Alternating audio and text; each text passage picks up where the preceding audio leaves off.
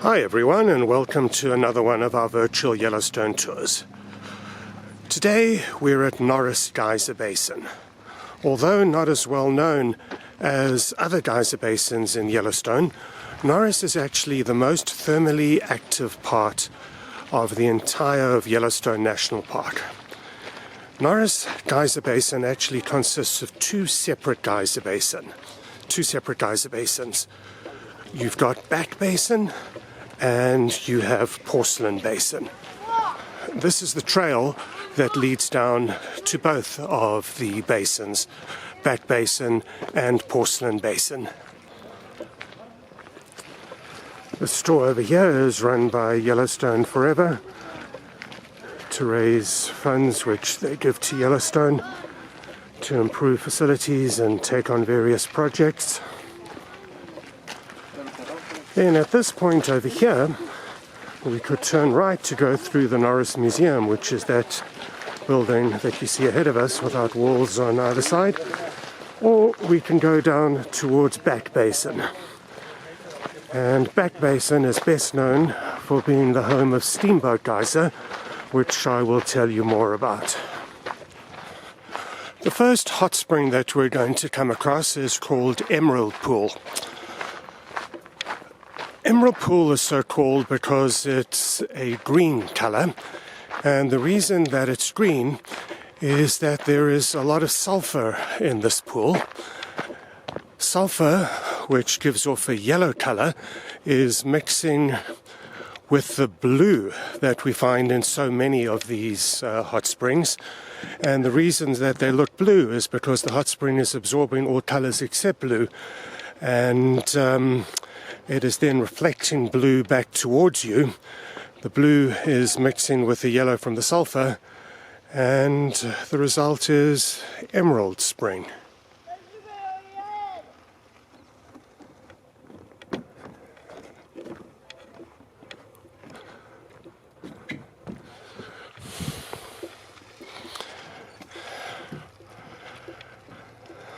And that over there is amber from our West Yellowstone office. Any video which has got amber in it gets a lot more views on YouTube. So for that reason, amber is going to feature very prominently in today's video. This is the trail that continues on towards Steamboat. The entirety of the trail around Back Basin is about 2.6 miles. That's probably about 4.2 kilometers. And most people don't walk it. Most people don't walk all of it. Over there we can see Steamboat Geyser, and you can see why it's called Steam. But most people just walk to Steamboat Geyser and turn around, and they don't even go as far as Cistern Pool, which I'll be showing you. There are various cut-offs to make the trail shorter or longer, and today we're going to go along the very outer part of the entire trail.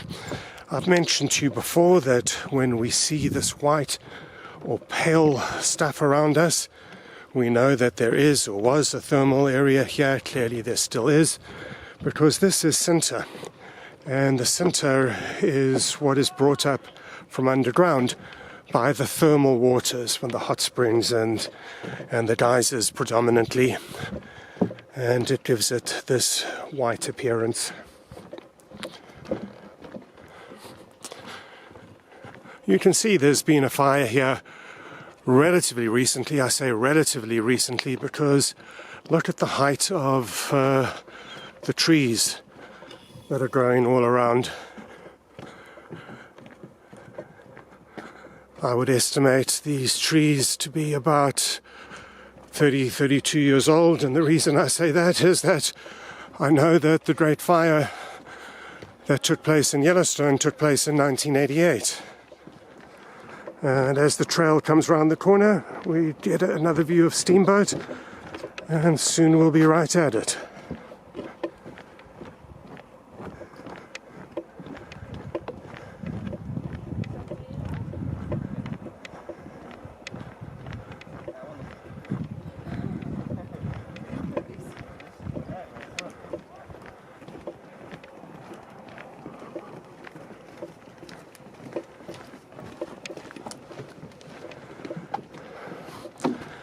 If you take this little trail, it just takes you a little higher up, and you can look down on Steamboat Geyser.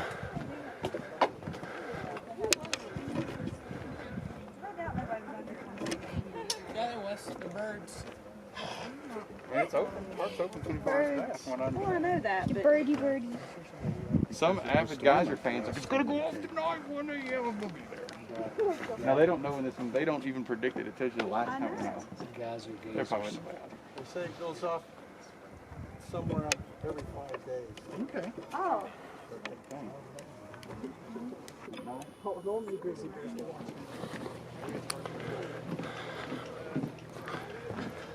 Steamboat Geyser is something of an enigma.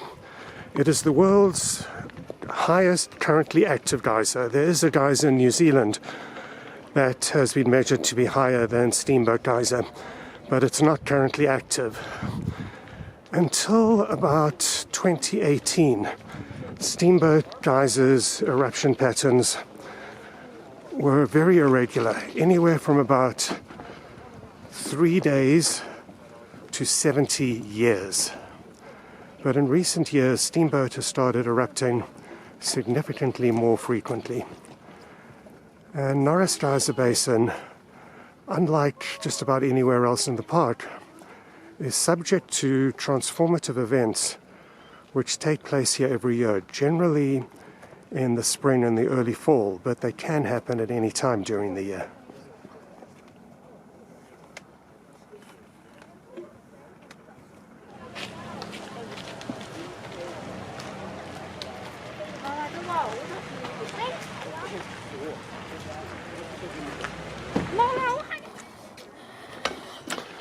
And as we leave Steamboat Geyser, I want to show you something interesting.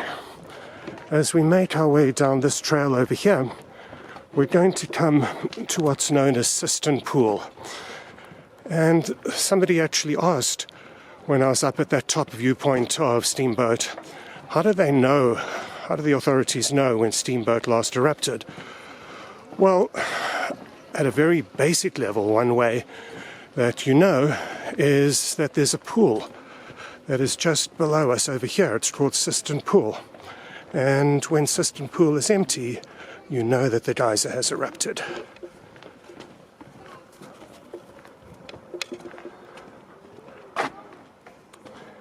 We're walking down towards Cistern Pool, which I mentioned to you before.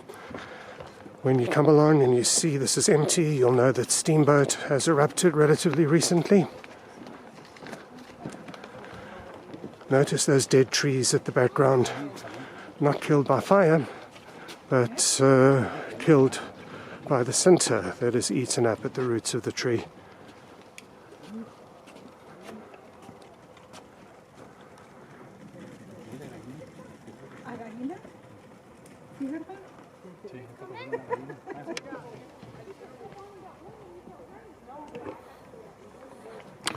We're leaving Cistern Pool behind and continuing on our walk around Back Basin at Norris Geyser Basin. I'd mentioned to you that Norris Geyser Basin has these transformative events that occur generally in the spring and the fall, and they don't really happen elsewhere in Yellowstone. Well, certainly not to the same extent. You do see them elsewhere, but nowhere near as frequently as here. And scientists aren't sure why it happens with such great frequency at Norris Geyser Basin. At Steamboat up there, this is clearly where the water runs off.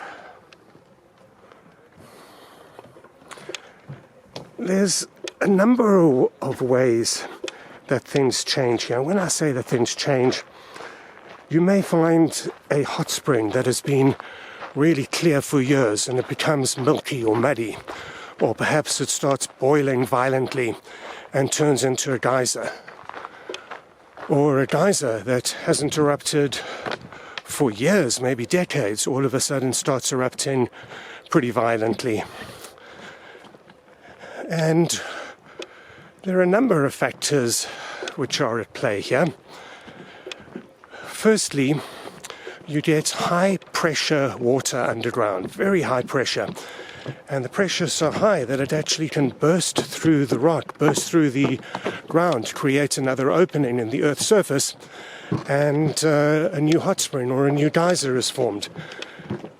Just try and imagine those of you who've lived in a cold weather environment, and notice how when water freezes inside a metal pipe, that metal pipe can just burst apart as if it were paper or plastic. And I will continue with this story in a moment. Once we've gone past Norris Geyser.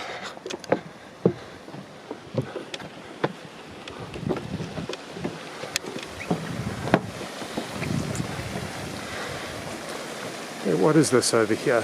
Would this be a mud pot? Would it be a fumarole? Would it be a hot spring? Would it be a combination of all three of them?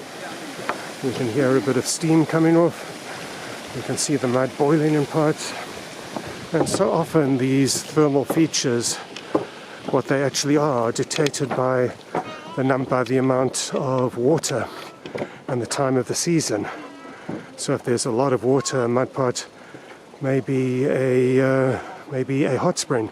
If there's not very much water, it could turn at times into a fumarole, particularly if it's at a higher elevation. We notice these colors around here.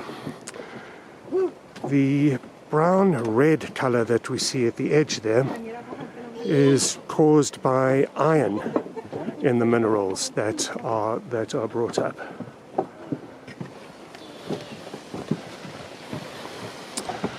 So I had talked about how the high pressure water can create holes in the rocks, create holes in the Earth's surface.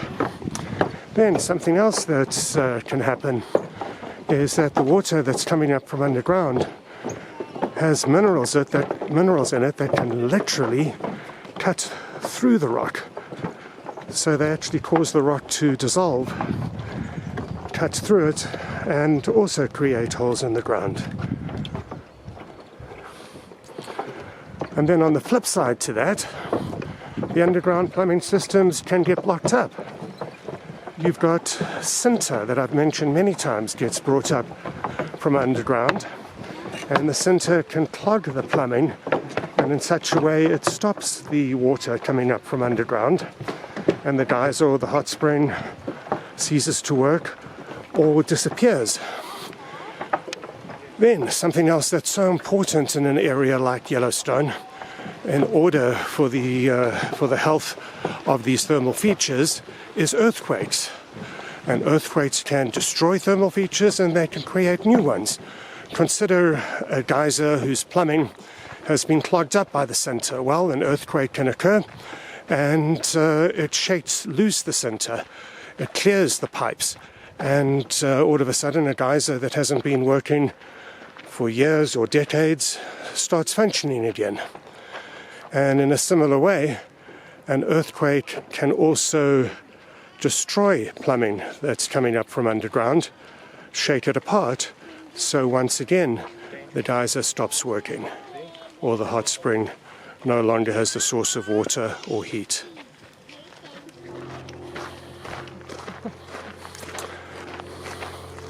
Have a look at how milky this pool is. And that's just what I was saying. That pool could have been really, really clear, like the last one that I photographed. And then all of a sudden, because of some events that take place underground, the pool becomes very milky and cloudy.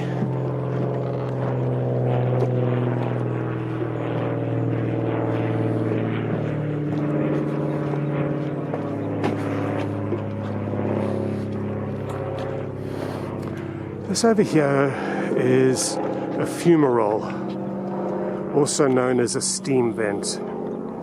And you'll often find fumaroles or steam vents on hillsides. And the reason that the thermal feature on a hillside is a steam vent or a fumarole is because the water source that we see down over here, for example, that water source can't be accessed by the thermal feature that's up on the hill. So it's dealing with very little water, and what water it has is being boiled off. And this results in steam vents or fumaroles being generally the hottest of the thermal features. There's one that you'll see as you walk down into Porcelain Basin that is actually above boiling point. Bear in mind that the higher you get, the lower the boiling point is. So we're something over 7,000 feet here. And the boiling point at 7,000 feet, if memory serves me correctly, is 93 degrees Celsius. And there are thermal features, particularly fumaroles, right here at Norris Geyser Basin that are significantly above that. And they get up to about, I think, 115 degrees Celsius.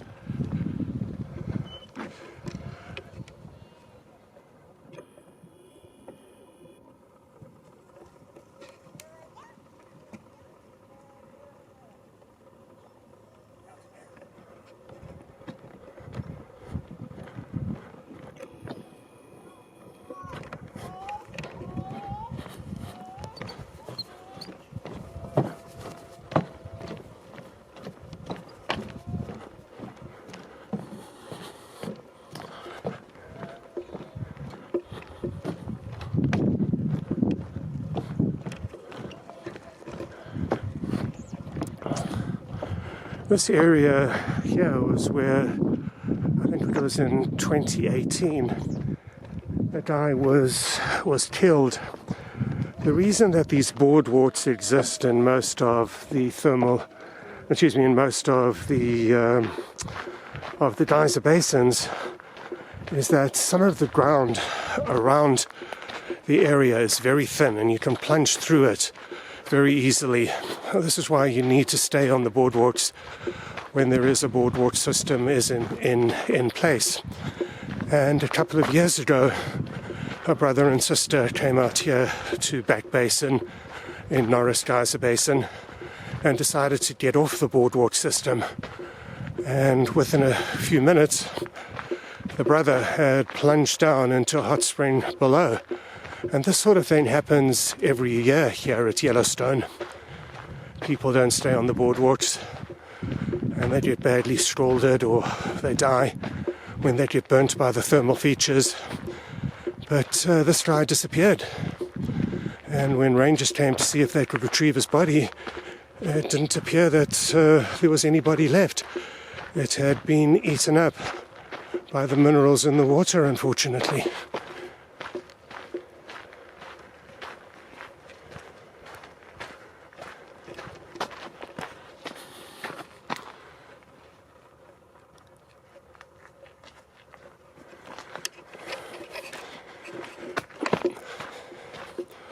I'd mentioned at the start of the video that the blue that we see in so many of these hot springs is there because the light that is coming down on the pool, just about all of it, all the colors have been absorbed except the blue. So the blue is being reflected back towards us.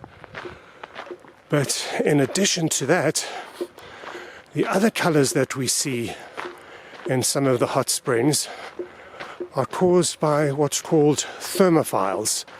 And a thermophile is basically a heat-loving bacteria. And excuse me while I put my mask on again, and I'll continue the story in a minute.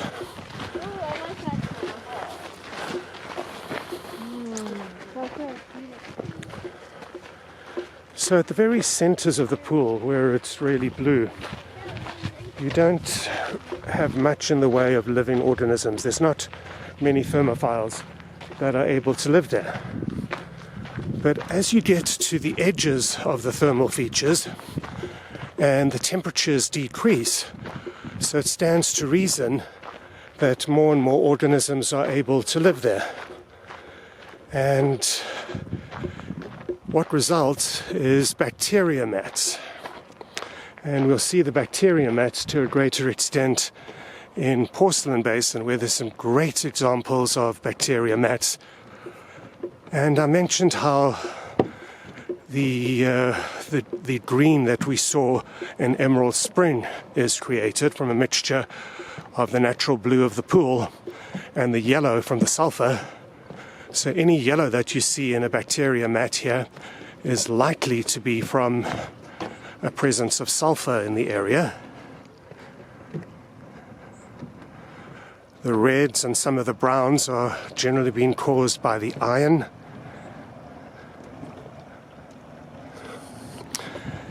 And the green, believe it or not, the pure green is being caused by algae that is growing right on the very edges of these thermal features. This is Black Hermit straight ahead of us.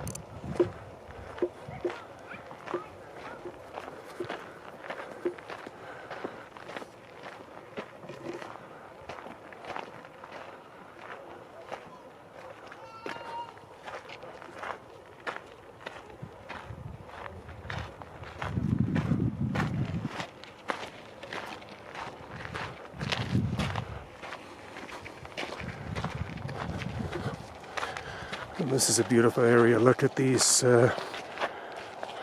hot springs, one next to the other. You can hear the noise of a car. The Grand Loop Road just to the south of Norris is right over there.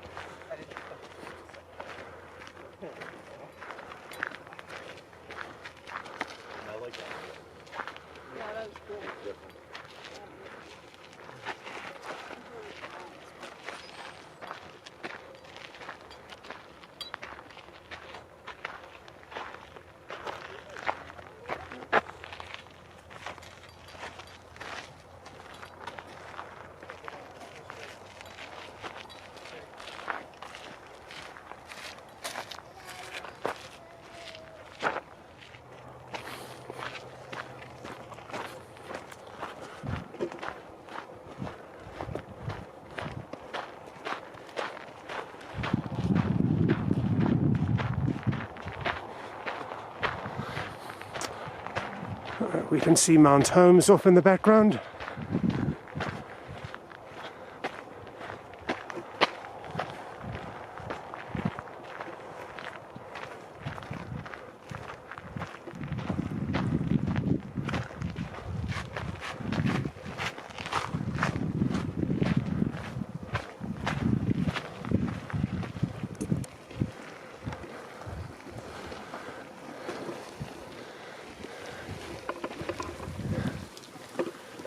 Look at that. That's blue mud steam vent. And the only reason I knew that is there's a sign over here that says blue mud.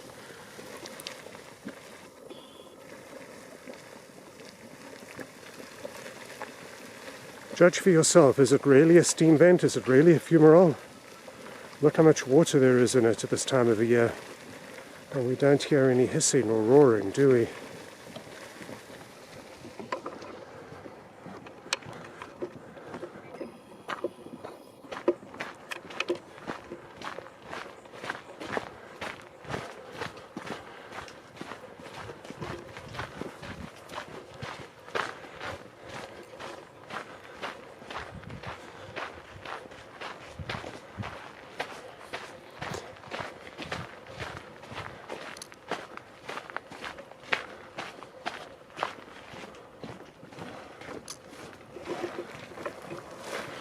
Look how cool that is.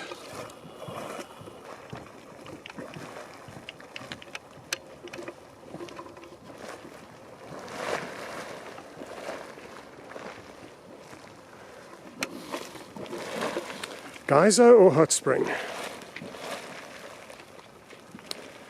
Hot spring, yellow funnel spring.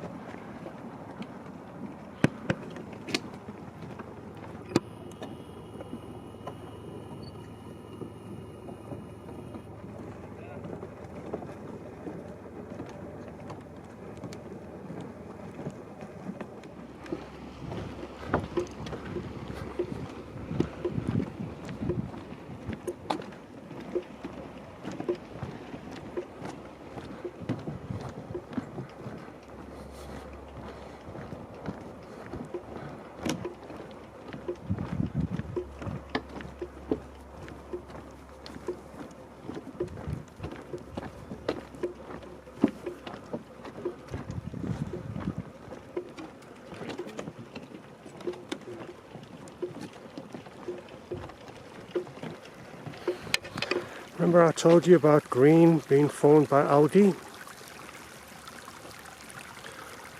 There is a particular alga that one finds here.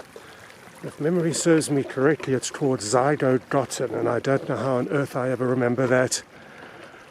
But that accounts for a lot of the green that you see here.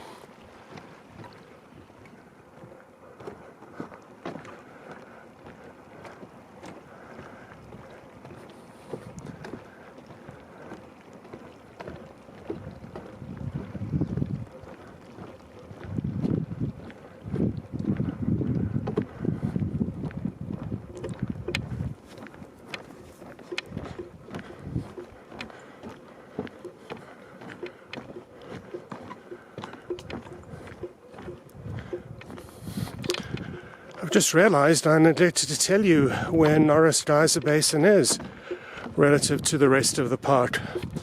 If you go to one of our sites, yellowstonetours.net/map, that's yellowstonetours.net/map, and I will drop in a copy of the map over here.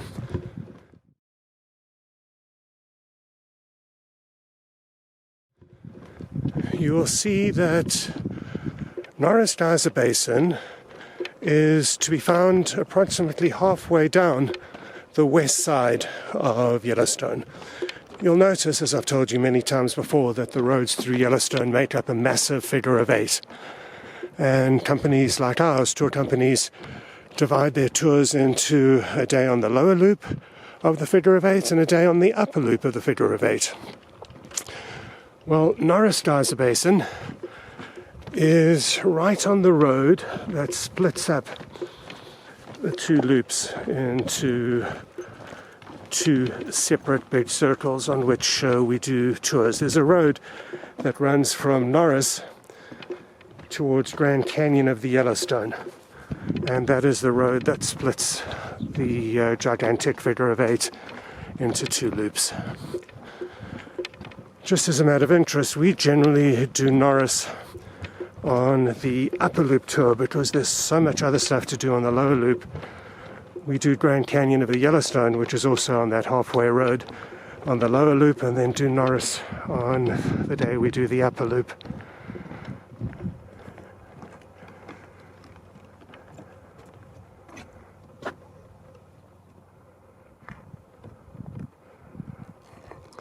I'm amazed at how many people there are here at the moment, considering that this is the year when buses are not allowed in the park because of the coronavirus. I've never seen this many people here.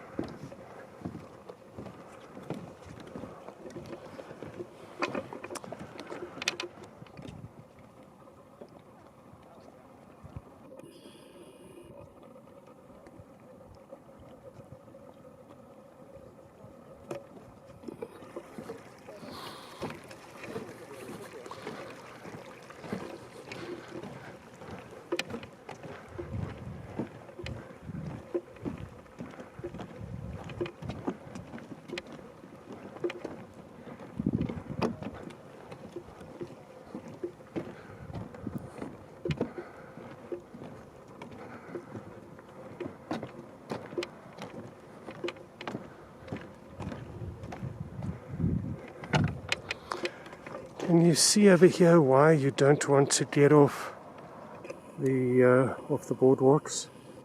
Just look how thin that ground is.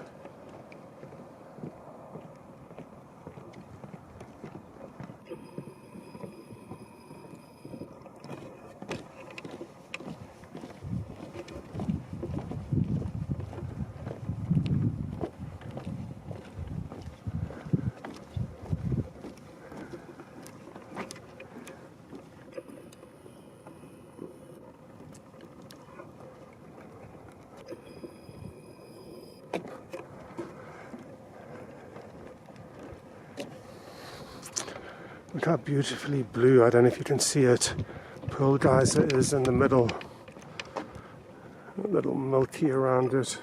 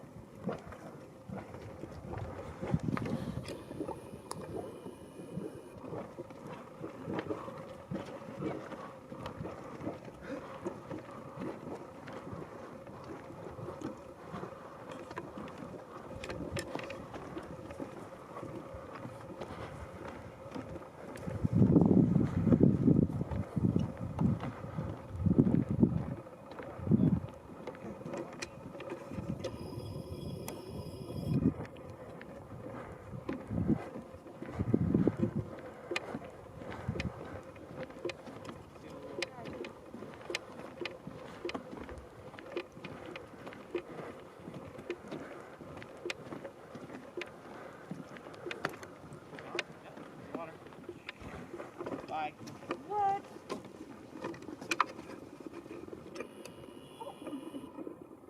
Done. Close. Yeah. I don't know. So funny.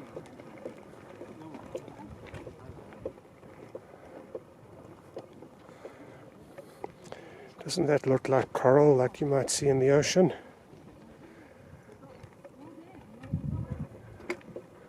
Did you see it going off, Ben? Yeah. I thought you did that all the time. Yeah, look at that. Coming out of nowhere.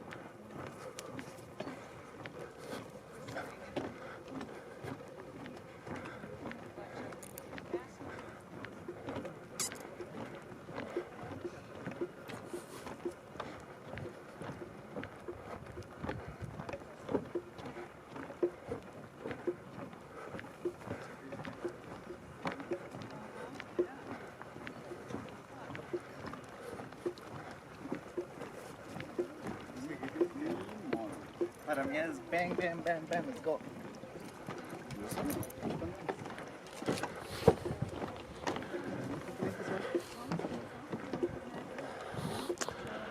And this over here is the touch-off trail that goes back to Cistern Pool, just down from Steamboat Geyser.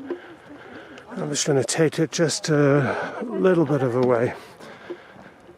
I want to show you this geyser, I can't remember its name.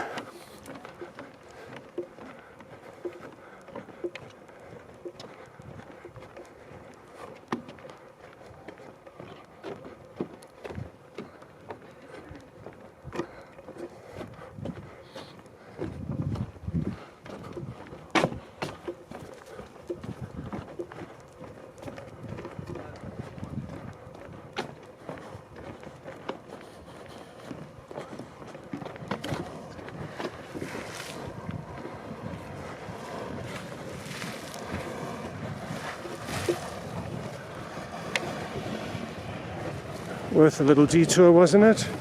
Veteran geyser, I see from the sign.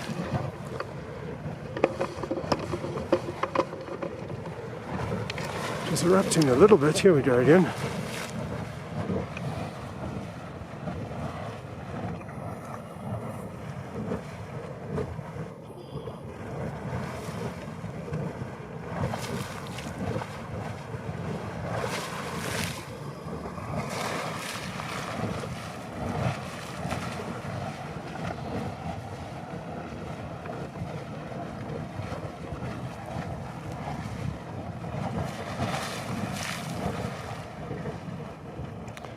We're retracing our steps past Veteran Geyser and continuing on to the main trail.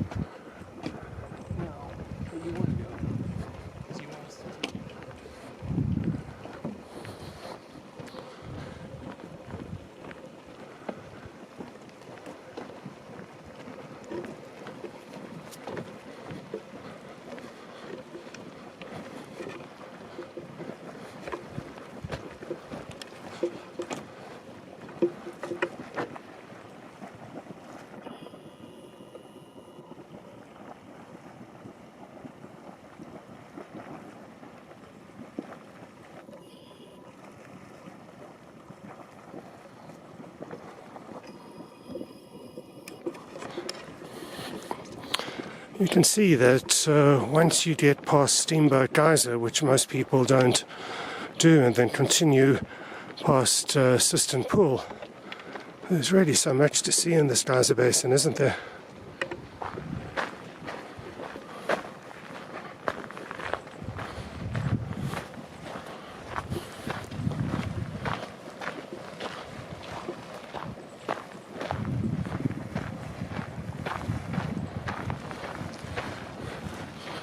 Now this is an interesting geyser.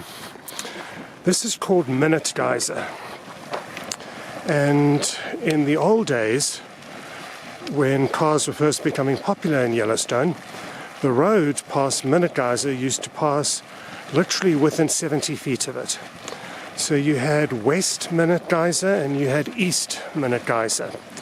And what we're watching at the moment is East Minute Geyser. And unfortunately, West Minute Geyser is completely clogged up, and it's clogged up because the road was so close to the thermal feature, as I mentioned, that people would throw coins and pebbles and other stuff into Minute Geyser, and what happens is sinter adheres to the coins and the pebbles and whatever else you throw in.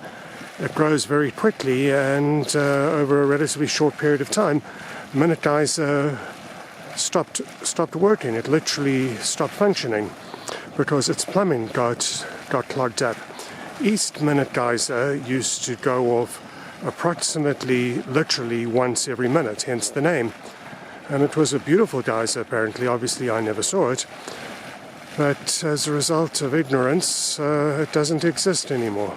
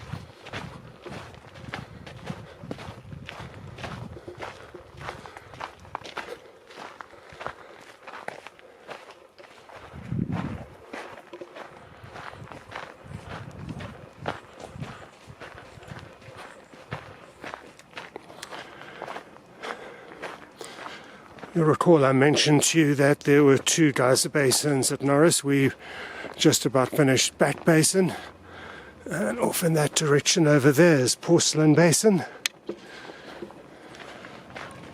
And as we start to get to the end of the Back Basin trail and we approach Porcelain Basin, we can see and even hear black growler fumarole, or black growler steam vent going off.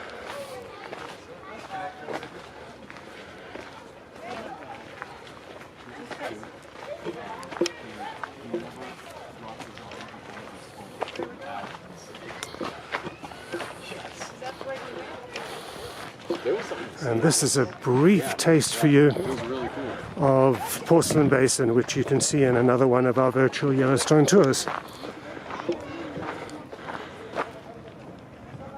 Thank you for joining me on this virtual Yellowstone tour of Back Basin at Norris Geyser Basin. If you enjoy our virtual Yellowstone tour series, please consider giving us a thumbs up and subscribing to our channel. Otherwise, see you in Yellowstone.